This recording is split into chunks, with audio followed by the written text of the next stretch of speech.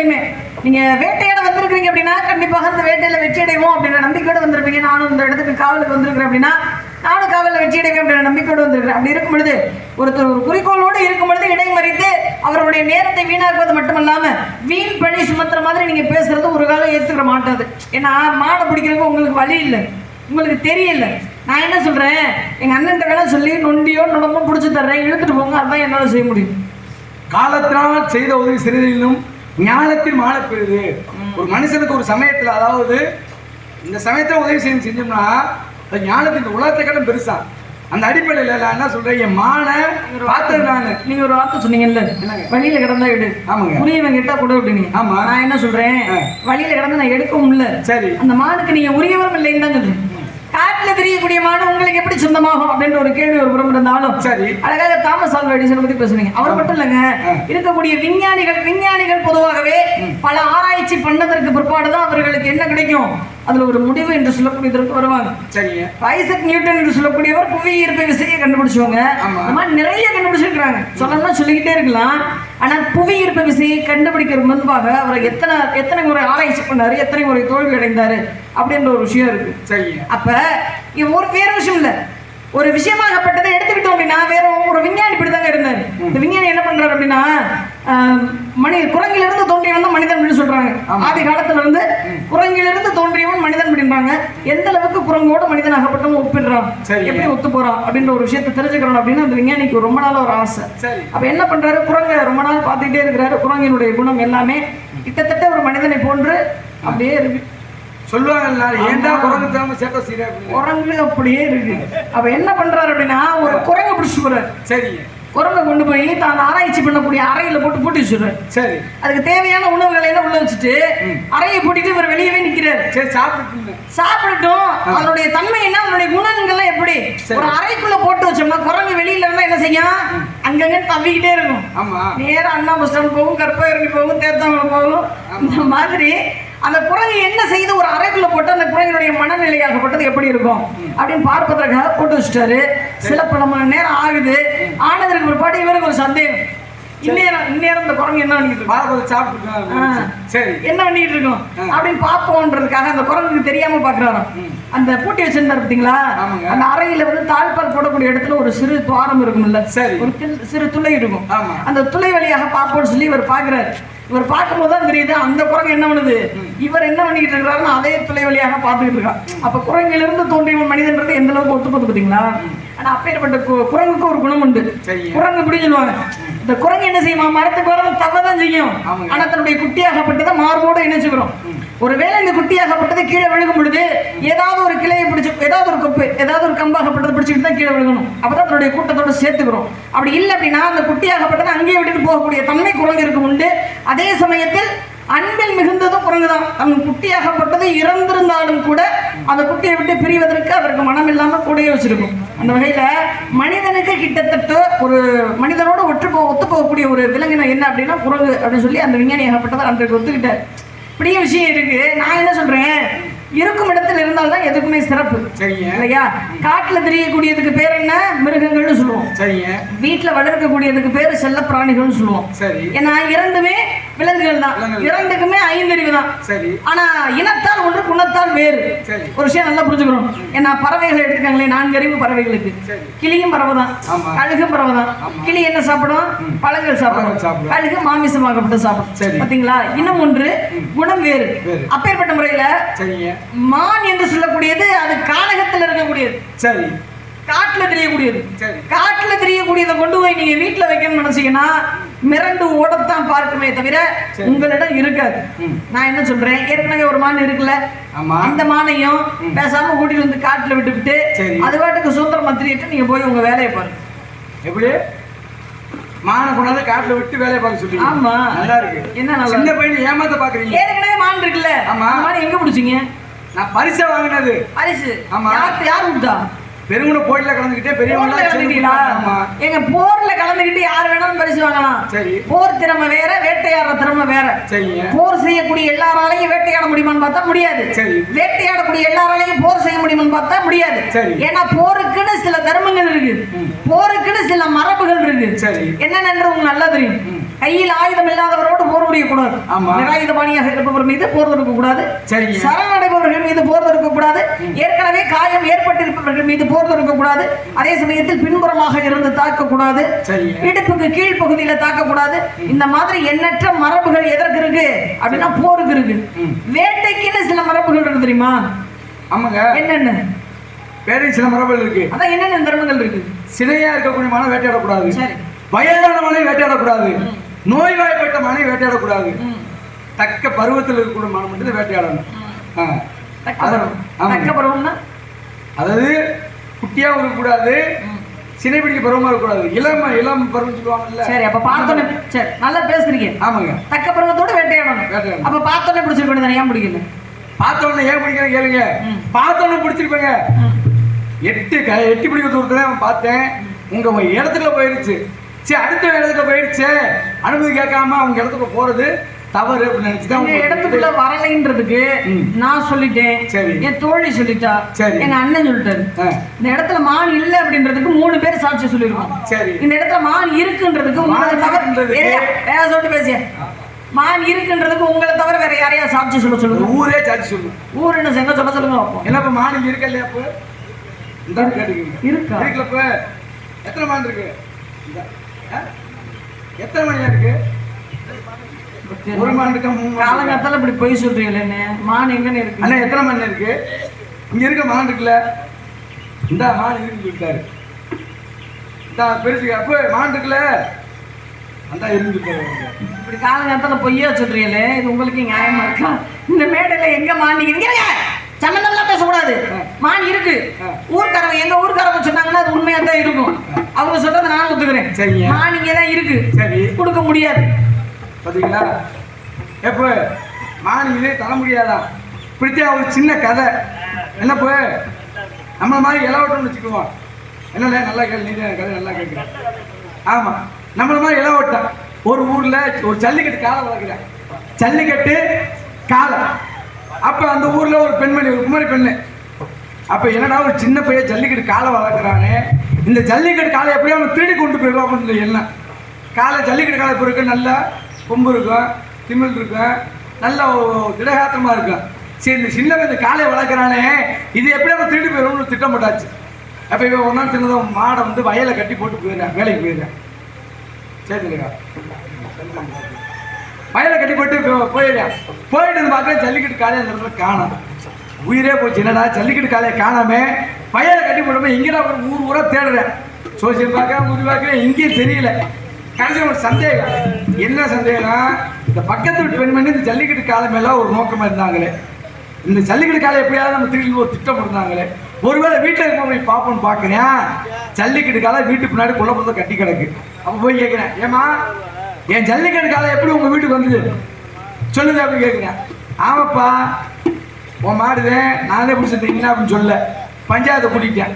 ஐயா பார்த்தீங்க பஞ்சாயத்துக்காரவங்க, ஐயா நான் ஜல்லிக்கட்டு காலையை கட்டி போட்டுல இந்த அம்மா என் மாடு திருட்டு வந்துட்டாங்க, நீங்கள் வார்த்தை நல்லா தீர்ப்பு சொல்லுங்கன்னு சொல்ல. அப்போ கேட்குறேம்மா, அவன் பாவம் சின்ன போய் ஜல்லிக்கட்டு காலை வளர்த்துருக்கேன், இவன் காலையில் திருட்டு வந்துட்டு உன்னை கைகளமாக பிடிச்சாச்சு, உனக்கு தண்டனை தரப்போகிறோம். தண்டனை தரப்போகிறோம் 3 தண்டனை. இதை எது ஏதாச்சும் உடனே நீ ஏற்றுக்கலாம். முதல் தண்டனை 5 கிலோ சின்ன வெங்காயத்தை சாப்பிடணும். ஆமாம், 5 கிலோ சின்ன வெங்காயம் சாப்பிடணும். அது சாப்பிட முடியலையா 100 சவுக்கடி. ஆமாம், அதுவும் முடியலையா 10,000 அவதாரம் கட்டணும் அப்படின்னு சொல்ல. நம்ம நினைக்கிறாங்க சரி வெங்காயம் தானே 5 கிலோ சாப்பிடணும்னு நினைச்சு ஐயா நான் வெங்காயம் சாப்பிடணும்னு சொல்ல வெங்காயத்தை ஊற்றி வச்சாச்சு. ஒரு 4 வெங்காயம் சாப்பிட்டாங்க. வெங்காயம் காரம் வந்தவொன்னு என்னாச்சு, கண்ணி எரிஞ்சிருச்சு. அந்த மாதிரி அழுக ஐயா என்னால் வெங்காயம் சாப்பிட முடியல, என்னால் அடிக்க சொல்லுங்க அப்படின்னு சொல்ல இப்படி ஊரில் ஒரு முச்சந்தை பிடிச்சி கட்டி வச்சு அடிச்சாங்க. எப்படி அடிக்கிறான்? ஒவ்வொரு ஆளும் 10 அடி. இவங்க முகரையெல்லாம் பார்த்தா அவ்வளவு நல்லவங்க மாதிரி இல்லையே. ஆமா, எப்படி அடிக்கிறான்? 4 அடி கூட தாங்க முடியல. அந்த மாதிரி அழுக சொல்லுவாங்க, ஐயா இந்த ஜல்லிக்கட்டு காலத்துல நான் என்னால் வெங்காயம் சாப்பிட முடியல, அடியும் வாங்க முடியல, 10,000க்கு 15,000 அவதாரமாக கட்டு ஒத்துக்கிட்டாங்களா. நான் என்ன சொல்கிறேன், நீங்கள் வெங்காயமும் சாப்பிட வேணாம், அவதாரமும் கட்ட வேணாம், அடியும் வாங்க வேணாம், மாடு உள்ளதா இது பிடிச்சி சொன்னால் போதும், காலால பிடிச்சி ஊரை போகும்போது ரொம்ப என்னை அடிக்கிறதுக்கு இன்னொருத்தன் பிறந்து வந்தாலும் முடியாது. சரியா? ஜாடையில கூட அந்த வார்த்தையை சொல்லாதீங்க. என்கிட்ட அடி வாங்கின ஆளு அந்த வார்த்தையை பத்தி பேசக்கூடாது. நான் என்ன சொல்றேன் தெரியுமா? தம்பி சின்ன கூட்டத்துல இப்படி பார்க்கல, அப்படி அடிக்கிற கூட்டத்துல இப்படி பார்க்கல.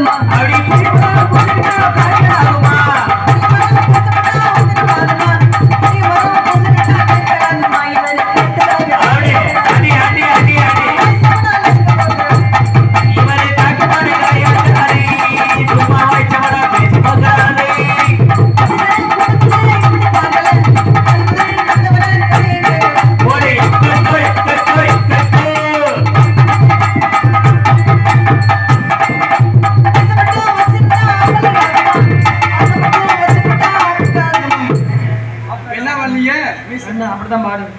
பெரிய நக்கீரர் பாட்டில் பிழை கண்டுபிடிக்கிறது. அப்படித்தாயா பாடுவேன். மீசையா, இதுக்கு பேர் மீசையா? மீசை இல்லைன்னா என்ன தெரியுமா செய்யணும்? என் சிங்கத்துக்கு எப்படி இருக்கு? அவரை விடுங்க, இவருக்கு எப்படி இருக்கு? என் சிங்கத்துக்கு அந்த மாதிரி இருக்கணும் மீசை. மீசை இல்லைன்னா பேசாமையாவது வரணும். அதை விட்டுட்டு கேவலமா வரைஞ்சிட்டு வந்து நிக்க கூடாது. ஏன் வரைஞ்சிருக்கேன்னு கேளுங்க. ஏன்? எப்படி மாடை கொடுத்துருவீங்க? மாடை கொடுத்து கொண்டு போய் வீட்டுக்கு லட்சுமணா கேளு. மானுக்கா வாங்கி வச்சு 3 லட்சம் ரூபாய் மெத்த. உண்மையில இப்போ வாங்கி படுக்கிறேன் சரவண ஸ்டோர்ல. ஆமா, சீட்டு காசுனேன் 3 லட்சம் ரூபாய் மெத்த. இப்படி விளக்கெல்லாம் அமைச்சிருவேன். ஆமா, மிச்சம்லாம் இல்லை, விஷயம் இருக்கு. அந்த மெத்தனுக்கு 3 மல்லிகை பூ போதவர்கிட்ட ஏன்னா கூலிச்சா அந்த பூ இல்லை. ஆமா, இப்படி விளக்கெல்லாம் அணைச்சி சின்ன சிம்பிள வச்சிருவேன். வீட்டுக்கு வெளியே ஒரு கட்டக்கம் வச்சிருவேன். என்ன கேளு. ஆமா, நேத்து நீ வச்ச மாதிரி இடையடி கண்ணு. இப்படி நிறைய பேர் இருக்கா பரசு ஜீப்பில் 10,000 போட்டு. அதனால கட்ட முடியும். சின்ன சிமிழ வச்சிருவேன். மாணவர்கள் மெத்தில உட்கார வைப்பேன். மான்மகத்தை நான் பார்க்க, ஏமகத்தை மான் பார்க்க. அதுக்கு மேல் நடக்க சொல்லக்கூடாது, தேவ ரகசியம். அதான் சொல்லக்கூடாது.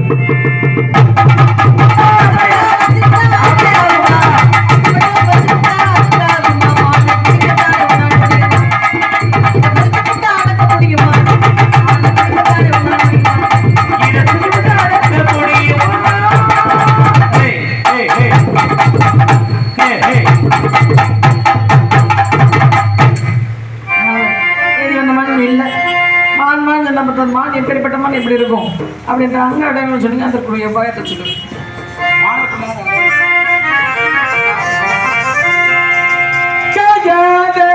காகத்தே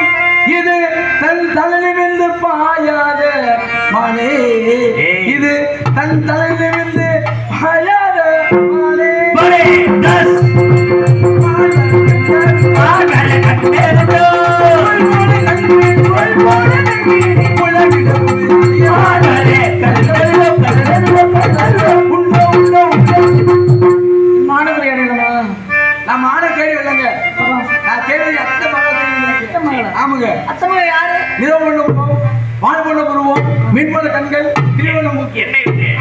என்னை விட்டு அடே, சா, சா, சா. போடா, போடா. என்னை விட்டு ஓடி போக முடியுமா? இனி முடியுமா? நாம் இருவரில் ஒருவர் என்று தெரியுமா? தெரியுமா? ஏய், ஓ கிளாஸ் பண்ணு. ஏய், ஏய், அண்ணா, ஆவே, அண்ணி, அண்ணி, ஓடு.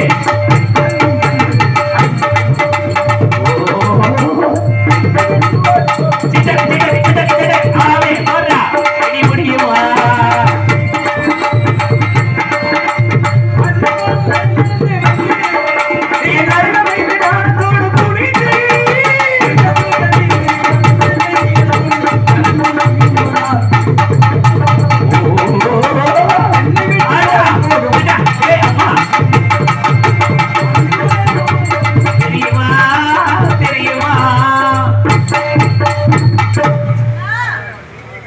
அண்ணா அண்ணா வாடா அண்ணா இவ்வளவு மரியாதை உன்னதான் தேடி வந்திருக்கிறான். என்னையா? ஆமா என்னை பார்க்கணும் அப்பவே பார்த்துட்டு போயிருக்கலாமே. உன்னையதான் காதலிக்கிறாராம் அப்படின்னு ஏன் சொல்றாரு? சாமி கும்பிட்டுருவோமா? நல்லா இருக்கட்டுமா? உன்னை பாடும் தொழில் என்று வேறு இல்லை, என்னை காக்க உன்னை அன்றே யாரும் இல்லை.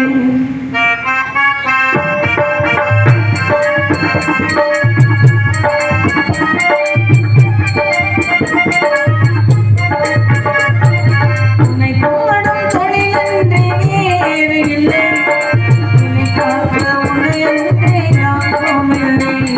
முருகா, முருகா,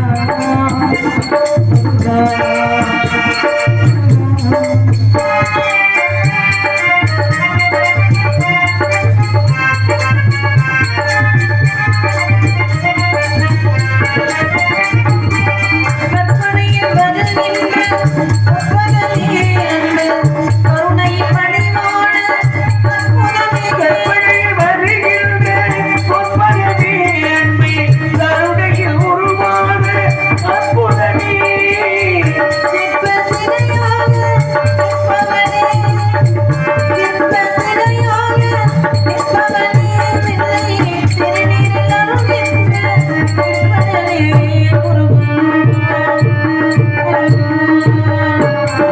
உன்னை பாடும் தொழில் என்று வேறு இல்லை. உன்னை காக்க உன்னை அன்றே யாரும் இல்லை.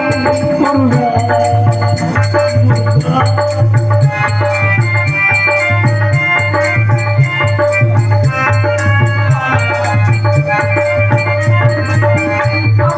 இருக்கின்ற பொற்குடமே இயற்கை, அழகு வழிகின்ற இறைவனமே. இயற்கை அழகே வழிகின்ற இறைவனமே.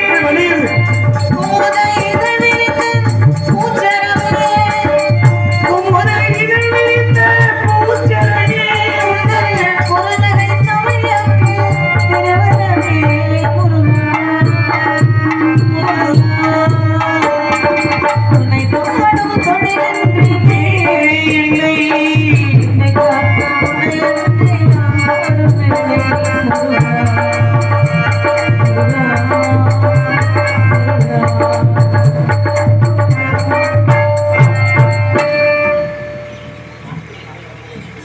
வள்ளி இதுவரை வேண்டாம் வேடிக்கை பண்ணால. ஏனென்றால் தாங்கள் திருமணம் காலம் வந்துவிட்டால் தாங்களுக்கு என்ன வர வேண்டும்? சுவாமி பிராணநாதா, எல்லாம் தங்களுடைய திருவிளையாடல் தானே. எனக்கு ஒரே ஒரு வரம் வேண்டும். என்ன வர வேண்டும்? ஆரத்தில் இரண்டாம் இருந்தார், மரத்தில் முதலிடம் தந்து எல்லோராலும் வள்ளி என என் பெயரை முதலில் அழைக்கப்பட வேண்டும். நாட்டு மக்கள் அனைவரும் ஒன்றாக இன்று முதல் உலக மக்களை வள்ளி தெய்வம் என்று அழைப்பார்கள். அது மட்டுமல்ல, இவர் நாடத்தை கண்டிருந்த ஊர் மக்கள் எந்த ஒரு நோயும் இல்லாமல் நல்ல மழை பெய்து பட்டி பெருகி பால்வாழ வங்கி சந்தோஷத்தோடு வாழ்வார்கள். இருவத்தையும் தந்தே தந்தே தந்தே.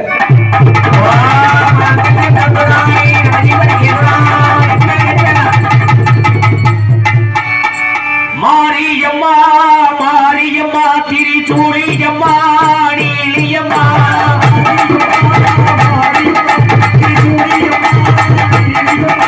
தலை